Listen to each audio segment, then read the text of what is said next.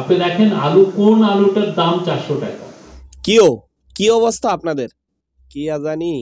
ও আলু, এখন আমরা হইছি গরিব মানুষ ভাই।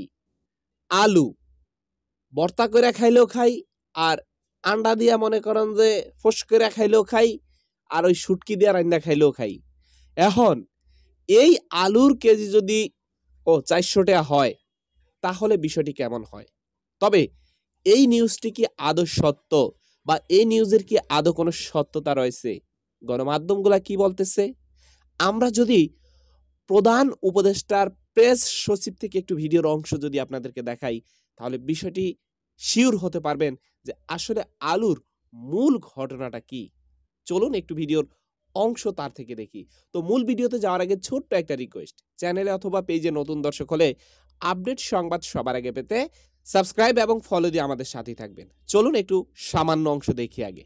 আমরা চেষ্টা করছি দ্রব্যমূল্যর মানে মানুষের নিত্য প্রয়োজনীয় যে দ্রব্যমূল্য যেটা দরকার হয় প্রতিদিন, সেটার দাম কতটা কমানো যায়। আপনারা দেখেছেন আমাদের এফার্টের কারণে ডিমের দাম কমেছে। অন্যান্য দামও আমরা যেটা মনিটর করছি সবই নিম্নমুখী। আপনারা জানেন গত বছরও কিন্তু কিছু কিছু ক্ষেত্রে কোনো ইয়েতে দেখেছি যে 1200 টাকা পর্যন্ত মরিচের দাম উঠেছিল। তা আমরা এই বছর আমাদের চেষ্টা কিন্তু অন্ত নেই। আর আজকে আমরা দেখলাম যে একটা দুইটা পত্রিকা এসে যে আলুর দাম 400 টাকা, এমন একটা ইমপ্রেশন দিচ্ছে যে মানে আলুর মেন আলুটার দামই 400 টাকা। খুবই একটা খণ্ডিত চিত্র এবং খুবই একটা মিসলিডিং একটা রিপোর্ট। আপনি দেখেন আলু, কোন আলুটার দাম 400 টাকা, হ্যাঁ, যেটা এই এই বিষয়গুলো আমরা এটা দেখছি। টিআইবির অন্যান্য অনেক কনসার্ন দেখছি। আর যেটা ধর্মান্ধ বা এগুলোর ক্ষেত্রে আমি বলতে পারি যে আমাদের যে মাইনরিটি রাইটের ব্যাপারে আমরা খুবই খুবই সচেতন, এবং আমরা সেই বিষয়ে আপনারা দেখেছেন দুর্গাপূজার সময় আমরা কতটুকু সিকিউরিটি এনশোর করা হয়েছে।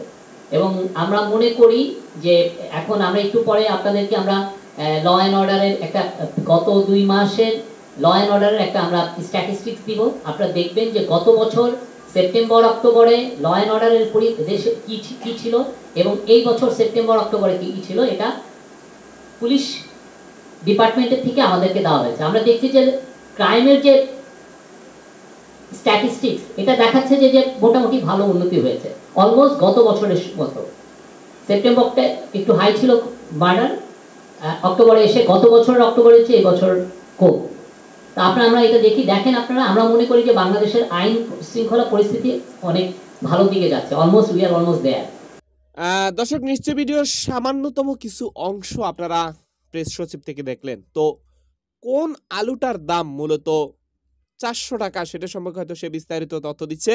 তবে এই নিউজগুলা ইতিমধ্যে কিন্তু বিভিন্ন কুচক্রী যে মহলগুলা রয়েছে, তারাও একটু ভিন্ন রকম ভাবে ছড়ানোর চেষ্টা করতেছে। আমার মনে হচ্ছে অনেকটা একটু ডক্টর ইউনূসকে বিভ্রান্ততে ফেলার জন্য এমন কিছু হয়তো বা হতে পারে। তবে আমরা এই দ্রব্যমূল্যের ঊর্ধ্বগতি কিন্তু আজকে দেখি না, এটা অনেক আগে থেকে হুট করে বিভিন্ন সময় পেঁয়াজের কেজি 400, এটা কি বলে, মরিচের কেজি মনে করেন যে 1200।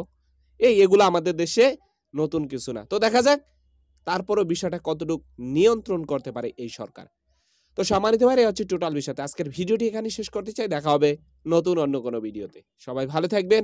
আসসালামু আলাইকুম ওয়া রাহমাতুল্লাহি ওয়া বারাকাতুহু।